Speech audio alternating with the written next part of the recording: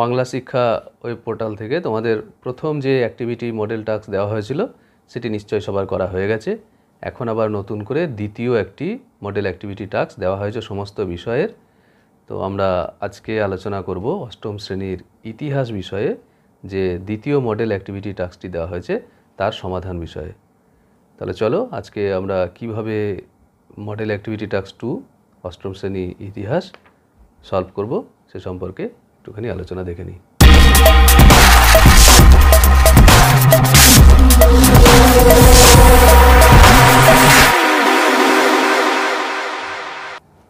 অষ্টম শ্রেণীর part 2 model activity task ইতিহাসে দেখো, প্রথম প্রশ্ন, নিচের প্রশ্নগুলির উত্তর দেওয়া আছে। অষ্টাদশ শতকে মুঘল শাসন কাঠামো বিপর্যয়ের সম্মুখীন হয়েছিল।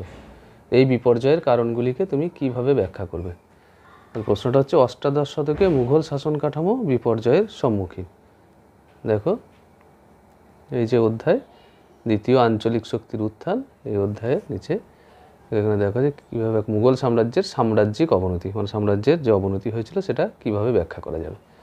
এখানে এক নম্বর কারণ দেখো, মুঘলদের সামরিক ব্যবস্থার অবনতি হয়েছিল। তোমরা জানো যে কোনো একটা সাম্রাজ্য সেটা টিকে থাকে যে যে ব্যবস্থার উপর, সেগুলো হচ্ছে সামরিক ব্যবস্থা, রাজস্ব ব্যবস্থা, তারপর হচ্ছে রাজাদের দক্ষতা, এই সমস্ত বিষয়ের উপর কিন্তু সেই সাম্রাজ্যটা টিকে থাকা, ভেঙে যাওয়া নির্ভর করে। তো মুঘলদের যে সামরিক ব্যবস্থা সেটা কিন্তু একটা অবনতি ঘটছিল শেষের দিকে। বিশেষ কোনো সামরিক সংস্কার অষ্টাদশ শতকে মুঘল সম্রাটরা করতে পারেননি। তাহলে এটা একটা কারণ। এখানে বলেছে যে এই বিপর্যয়ের কারণগুলিকে তুমি কীভাবে ব্যাখ্যা করবে। তাহলে একটা কারণ আমরা পেলাম যে সামরিক ব্যবস্থার ত্রুটি, সামরিক ব্যবস্থার অবনতি। নেক্সট পেজে দেখো, এখানে দেখো আর একটা জায়গিরদার ও মনসবদারি ব্যবস্থা সংকট। জায়গিরদারি মনসবদারি ব্যবস্থা কি তোমরা জানো যে মুঘল শাসনে সম্রাট আকবরের সময়ে সেখানে কী হয়েছিল না, মনসবদারি ব্যবস্থা চালু হয়েছিল। আর নগদ বেতনের পরিবর্তে জায়গির মানে জমি দেওয়া হতো আর কি, নগদ বেতনের পরিবর্তে সেটাকে জায়গিরদারি ব্যবস্থা বলা হতো। তো এই দুটোই কিন্তু শেষ পর্যন্ত কী হয়েছিল না, ভেঙে পড়েছিল, বিপর্যস্ত হয়ে গেছিলো। কেন না, জায়গিরদারি ব্যবস্থা যেটা সেটা ভূমি রাজস্বের হিসেবে গরমিল দেখা দিত। মানে জায়গির যখন পেতো তখন একরকম ভূমি রাজস্ব হিসেব করে তাকে দেওয়া হতো, কিন্তু পরে দেখা গেল যে সে সেখানে দুর্নীতি করতে শুরু করলো। তো এর যে নেতিবাচক প্রভাব সেটা সাম্রাজ্যের অর্থনীতির উপরে পড়েছিল। কারণ কিনা সে আরও দাবি করছিল যে আমাকে আরও ভালো জায়গির দেওয়া হোক, বা ভালো জায়গির পাওয়ার জন্য নিজেদের মধ্যে দ্বন্দ্ব উপস্থিত হয়েছিল যারা জায়গির পেত সেই জায়গিরদারদের মধ্যে। দেখো, তাছাড়া ভালো জায়গির পাওয়ার জন্য দলাদলি মুঘল দরবার অভিজাতদের মধ্যে দ্বন্দ্ব তৈরি হয়, মানে নিজেরাই চেষ্টা করে যে কোন ভালো জায়গিরটা কারা কারা পাবে। এটাও কিন্তু এই মুঘল সাম্রাজ্যের যে সাম্রাজ্যিক অবনতি তার একটা গুরুত্বপূর্ণ কারণ। আরও একটা কারণ ছিল, দেখো, এই যে সাম্রাজ্যের যে আয় ব্যয়, সেই আয় ব্যয়ের গরমিল কী হয়েছিল না, কৃষি ব্যবস্থার উপর একটা চাপ তৈরি করেছিল। এই চাপের বিরুদ্ধে একাধিক কৃষক বিদ্রোহ দেখা দিয়েছিল। তো এইসবের ফলে অষ্টাদশ শতকের মাঝামাঝি সময় বিশাল মুঘল সাম্রাজ্যের কর্তৃত্ব দুর্বল হয়ে পড়েছিল। তাহলে আমরা এই যে মুঘল সাম্রাজ্যের দুর্বলতা, অবনতি, তার পিছনে তিনটে কারণ পেলাম। একটা আগের পাতায় পেয়েছি, সামরিক ব্যবস্থার অবনতি, আর দ্বিতীয় হচ্ছে যে জায়গিরদার মনসব, এটা আলাদা আলাদা করতে পারো তোমরা, জায়গিরদার মনসবদার দুটো আলাদা আলাদা পয়েন্ট করতে পারো, সংকট আর কৃষক বিদ্রোহ। তাহলে এইগুলোই হচ্ছে যে কি না, অষ্টাদশ শতকে মুঘল শাসন কাঠামো এই সমস্ত কারণে বিপর্যয়ের সম্মুখীন হয়েছিল। এই তিনটে কি চারটে কারণ তোমরা লিখবে। তারপর দেখো, জমি জরিপ ও রাজস্ব নির্ধারণের ক্ষেত্রে ব্রিটিশ ইস্ট ইন্ডিয়া কোম্পানির পদক্ষেপগুলির একটি তালিকা। জমি জরিপ এবং সামরিক রাজস্ব নির্ধারণের ক্ষেত্রে ব্রিটিশ ইস্ট ইন্ডিয়া কোম্পানি কী কী তারা পদক্ষেপ গ্রহণ করেছিল। তো এই জমি জরিপ রাজস্ব নির্ধারণের কাজ প্রয়োজন হলো কেন না, দেখো 1764 খ্রিস্টাব্দে যখন বক্সারের যুদ্ধ হলো, এখান থেকে তোমাদের উত্তরটা শুরু হবে। 1764 খ্রিস্টাব্দে বক্সারের যুদ্ধের পর ইংরেজ ইস্ট ইন্ডিয়া কোম্পানি তারা কী করলো না, দেওয়ানি লাভ করলো। দেওয়ানি মানে রাজস্ব আদায়ের অধিকার লাভ করলো। তো রাজস্ব আদায়ের অধিকার যখন লাভ করলো তখন কি হলো না, তার রাজস্ব নির্ধারণ করা, মানে আগে যে রাজস্ব নির্ধারণ হতো তার নতুন করে আবার সেটাকে করার দরকার হলো। তো তখন তারা কি করলো না, কোম্পানি তখন 1770 খ্রিস্টাব্দে মুর্শিদাবাদে কন্ট্রোলিং কাউন্সিল অফ রেভিনিউ নামে একটি কমিটি গঠন করা হলো, এটা জমি জরিপের জন্য। আর একটা রেভিনিউ বোর্ড গঠন করা হলো, সেই বোর্ডটার নাম হচ্ছে কমিটি অফ রেভিনিউ। আবার 1786 খ্রিস্টাব্দে এই কমিটি অফ রেভিনিউকে নতুন করে সাজিয়ে তার নাম দেওয়া হলো বোর্ড অফ রেভিনিউ। তাহলে এগুলো কিন্তু সব জমি জরিপের রাজস্ব নির্ধারণের জন্য পদক্ষেপ। প্রথমে একটা কমিটি হলো কন্ট্রোলিং কাউন্সিল অফ রেভিনিউ মুর্শিদাবাদে, তারপর সেটা কমিটি অফ রেভিনিউ, তারপর সেটা বোর্ড অফ রেভিনিউ নামে কমিটি তৈরি হলো। তো তারপর রাজস্ব নির্ধারণের ক্ষেত্রে যে ব্যবস্থাটা গৃহীত হলো সেটা হচ্ছে ইজারাদারি ব্যবস্থা। ইজারাদারি ব্যবস্থা মানে কি না, যেহেতু ব্রিটিশ কোম্পানি তারা এদেশে রাজস্ব আদায় করার জন্য এদেশের ভাষা বুঝতো না, মানুষের সাথে যোগাযোগ স্থাপন করতে পারতো না, তো তারা ওই লিজ মানে লিজে দেওয়া হতো, নিলাম ডাকা হতো যে এই এলাকার জমি এটাকে কত পরিমাণ রাজস্ব দিতে পারবে।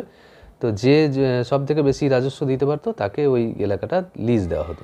সে কী করতো, কৃষকদের কাছ থেকে রাজস্ব আদায় করে ব্রিটিশের কাছে জমা দিত। তো এটাকে বলা হতো যে দেখো দেখো যে ব্যক্তি নিলামে সব থেকে বেশি খাজনা দেওয়ার ডাক দেবে তার সঙ্গে কোম্পানি ওই জমির বন্দোবস্ত করবে। তো এরকম একটা ব্যবস্থা, ওই 5 বছরের জন্য ওই জমি ওই ব্যক্তিকে ইজারা দেওয়া হতো বলে ওই বন্দোবস্তকে ইজারাদারি বন্দোবস্ত বলা হয়। মানে তাকে ইজারা দেওয়া হলো বা লিজ দেওয়া হলো। তো তার মেয়াদ ছিল 5 বছর। সেই জন্য ইজারাদারি ব্যবস্থাকে আবার 5 বছরের জন্য ছিল বলে থেকে 5 সালা বন্দোবস্তও বলা হতো। 5 সালা বন্দোবস্ত, তাহলে এটা একটা পয়েন্ট হতে পারে, ইজারাদারি ব্যবস্থা বা 5 সালা বন্দোবস্ত রাজস্ব ব্যবস্থার জন্য করলো।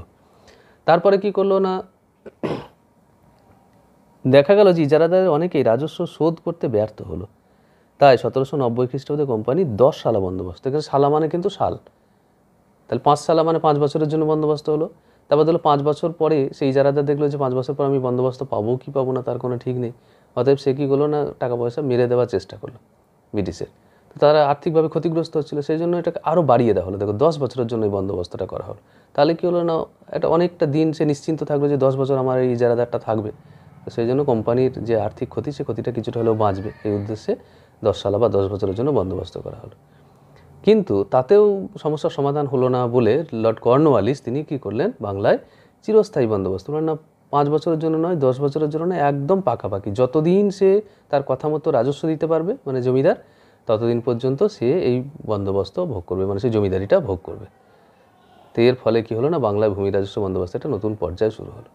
তাহলে কোশ্চেনটা আমাদের ছিল কি, কোশ্চেনটা ছিল যে জমি জরিপ ও রাজস্ব নির্ধারণের ক্ষেত্রে ব্রিটিশ ইস্ট ইন্ডিয়া কোম্পানির পদক্ষেপের একটি তালিকা তৈরি করো। তাহলে প্রথমে কমিটির একটা তালিকা তৈরি করবে। কি কি কমিটি হলো, কমিটি হচ্ছে যে মুর্শিদাবাদে এই যেটা বলা হলো যে কন্ট্রোলিং কাউন্সিল অফ রেভিনিউ, সেইটা গঠন করা হলো। তারপর সেটার নাম আর একটা রেভিনিউ বোর্ড তৈরি করা হলো, সেটার নাম হচ্ছে কমিটি অফ রেভিনিউ। তারপর সেটার নাম চেঞ্জ করে বলা হলো বোর্ড অফ রেভিনিউ। ঠিক আছে, এগুলো সব রাজস্ব সংক্রান্ত বিষয়। তাহলে কমিটি তৈরি হলো, কমিটির পরে তারপরে বন্দোবস্ত কী কী লিখবে, বন্দোবস্ত লিখবে ইজারাদারি ব্যবস্থা বা 5 সালা বন্দোবস্ত, 10 সালা বন্দোবস্ত আর চিরস্থায়ী বন্দোবস্ত। তাহলে এগুলোই হচ্ছে তালিকা জমি জরিপ এবং রাজস্ব নির্ধারণের ক্ষেত্রে। ঠিক আছে, এগুলোকে লিখবে, এগুলো সম্পর্কে এক লাইন করে লিখবে বিষয়গুলি কী কী। তারপরে দেখো একটি আছে উপযুক্ত তথ্য দিয়ে নিচের ছকটি পূরণ করো। এখানে দুটি বিষয় আছে, দুটি বিষয়ের এই বিষয়গুলোকে পূরণ করতে হবে, অধীনতামূলক মিত্রতা নীতি আর সত্ত্ব বিলোপ নীতি। অধীনতামূলক মিত্রতা নীতি গভর্নর জেনারেল হচ্ছেন লর্ড ওয়েলেসলি, সময়কাল 1799। আর প্রভাবিত রাজ্য অধীনতামূলক মিত্রতা নীতির ফলে কোন কোন রাজ্য প্রভাবিত হয়েছিল না, হায়দ্রাবাদের নিজাম আর হায়দ্রাবাদ রাজ্য সেটা স্বেচ্ছায় গ্রহণ করেছিল, আর মহীশূর তারপর মহারাষ্ট্র এই সমস্ত রাজ্যগুলোকেও অধীনতামূলক মিত্রতা নীতি মানতে বাধ্য করা হয়েছিল। তাহলে হায়দ্রাবাদ, মহীশূর, মহারাষ্ট্র। মূল নীতি কি অধীনতামূলক মিত্রতা নীতি না, এই নীতিতে স্বাক্ষরকারী যে রাজ্য সেই রাজ্যে একজন ইংরেজ রেসিডেন্ট থাকবে আর তার নেতৃত্বে একজন ইংরেজ সৈন্য থাকবে যার ভরণ পোষণের সমস্ত খরচ বহন করবে সেই রাজ্য। আর দ্বিতীয় হচ্ছে কি ইংরেজরা সেই রাজ্যের নিরাপত্তার দায়িত্ব নেবে। দুটি শর্ত আবার বলছি দেখো, একটা হচ্ছে যে রাজ্য অধীনতামূলক মিত্রতা নীতি গ্রহণ করবে সেই রাজ্যে একজন ইংরেজ রেসিডেন্ট থাকবেন আর একদল ইংরেজ সৈন্য থাকবে যাদের সম্পূর্ণ ভরণ পোষণ দায়িত্ব গ্রহণ করবে সেই দেশীয় রাজ্যটি, যে রাজ্যটি এই নীতি গ্রহণ করছে। আর দ্বিতীয় হচ্ছে যে এই অধীনতামূলক মিত্রতা নীতি গ্রহণকারী রাজ্যের নিরাপত্তার দায়িত্ব ব্রিটিশরা গ্রহণ করবে। সত্ত্ব বিলোপ নীতি কি, সত্ত্ব বিলোপ নীতি গভর্নর জেনারেল হচ্ছে লর্ড ডালহৌসি, সময়কাল 1856। সত্ত্ব বিলোপ নীতিতে প্রভাবিত রাজ্যগুলি কী কী, সত্ত্ব বিলোপ নীতিতে প্রভাবিত রাজ্যগুলি হচ্ছে সাতারা, সম্বলপুর, ঝাঁসি। আর এর মূলনীতি কী ছিল, এই মূলনীতি ছিল যে যদি কোনো দেশীয় রাজ্যের রাজা অপুত্রক অবস্থায় মৃত্যু হয়, মানে এমন কোনো রাজা যার পুত্র সন্তান নেই অথচ তার মৃত্যু হয়েছে, তাহলে সেই রাজ্যটি ব্রিটিশ সরকার গ্রহণ করবে। আর 2 নম্বর হচ্ছে যে সেই অপুত্রক অবস্থায় মারা যাওয়া রাজ্যের রাজা বা যে রাজার কোনো পুত্র সন্তান নেই তিনি চাইলে কোনো দত্তক পুত্র গ্রহণ করতে পারবেন না। তাহলে 1 নম্বর কি না, অপুত্রক অবস্থায় মারা গেলে সেই রাজ্যটি ব্রিটিশ সরকার গ্রাস করবে, ব্রিটিশের অধীনে চলে যাবে। আর দ্বিতীয় হচ্ছে যে কোনো রাজ্যের রাজা তিনি দত্তক পুত্র গ্রহণ করতে পারবেন না। ঠিক আছে, তাহলে এগুলো তোমরা একটুখানি লিখে নেবে। এগুলো কোথায় কোথায় আছে দেখো, অধীনতামূলক মিত্রতা নীতি আর তোমাদের বইতে দেখিয়ে দিচ্ছি। এই যে দেশীয় রাজ্য দখলের উদ্যোগ, অধীনতামূলক মিত্রতা নীতি ও সত্ত্ববিলোপ নীতি। ঠিক আছে, অধীনতামূলক মিত্রতা নীতি দেখো লর্ড ওয়েলেসলি অধীনতামূলক মিত্রতা নীতি প্রবর্তন করেছিলেন। কোথায় কোথায় না, হায়দ্রাবাদের নিজাম স্বেচ্ছায় অধীনতামূলক মিত্রতা নীতি গ্রহণ করেছিলেন। এছাড়া হচ্ছে মহীশূরের শাসক টিপু সুলতান, মারাঠা, শিখ এই সমস্ত রাজ্যগুলো অধীনতামূলক মিত্রতা নীতিতে অন্তর্ভুক্ত করা হয়েছিল। আর সত্ত্ববিলোপ নীতি দেখো, এটা হচ্ছে পাতা নম্বর তোমাদের 31। এখানে সত্ত্ববিলোপ নীতি লর্ড ডালহৌসি 1856, সাতারা, সম্বলপুর, ঝাঁসি এই সমস্ত রাজ্যগুলি গ্রহণ করেছিল। তা তোমরা বইয়েরও সাহায্য নিতে পারো, বা যেটা শুনলে সেটা শুনে শুনে লিখে নিতে পারো। ঠিক আছে, আর কোনো কোশ্চেন নেই। তাহলে আবারও শেষবেলায় বলে দিই যে তোমরা যেমন আলাদা আলাদা খাতা তৈরি করেছো প্রত্যেকটা সাবজেক্ট ওয়াইজ, ইতিহাসেরও একটি খাতা তৈরি করেছো, যার ফার্স্ট অ্যাক্টিভিটি তোমরা ওখানে করেছো। এটা হচ্ছে সেকেন্ড অ্যাক্টিভিটিটা ফার্স্ট অ্যাক্টিভিটির পরে তোমরা এর উত্তরগুলো করবে। এটা হচ্ছে পার্ট 2। ঠিক আছে, অনেক ধন্যবাদ।